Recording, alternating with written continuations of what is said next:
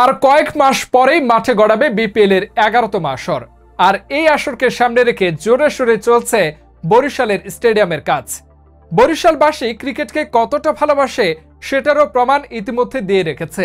এবার সেই বরিশালেই নতুন রূপে সাজছে ক্রিকেটের আধুনিক স্টেডিয়াম, যে স্টেডিয়ামে বিপিএল সহ আয়োজন হবে আন্তর্জাতিক ম্যাচ। স্টেডিয়ামের সকল খুঁটিনাটি নিয়ে বিস্তারিত থাকছে প্রতিবেদনে। বিপিএলকে সামনে রেখে জোরে সোরেই চলছে বরিশালের শহীদ আব্দুর রব শেরনিয়াবাদ স্টেডিয়ামের কাজ। ৩৫,০০০ দর্শক ধারণ ক্ষমতার এই স্টেডিয়ামটি নতুন রূপে সেজে উঠছে। বরিশালের মানুষদের কাছে ক্রিকেট খুবই জনপ্রিয়। তারা ক্রিকেট খেলাটাকে বেশ উপভোগ করে।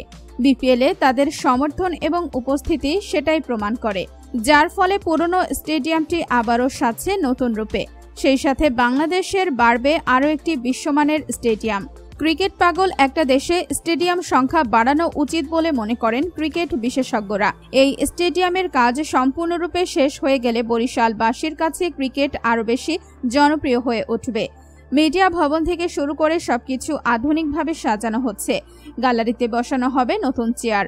দ্রুত কাজ শেষ করতে পারলে বিপিএল এর এবারের আসরও হতে পারে এই স্টেডিয়ামে। এই স্টেডিয়ামে জাতীয় লিগের অনেক ম্যাচ খেলা হয়েছে। দেশের অন্যতম সেরা স্টেডিয়াম এটি। ভবিষ্যতে এখানে আয়োজন হবে আন্তর্জাতিক টেস্ট, ওডিআই এবং টি-20 ম্যাচ।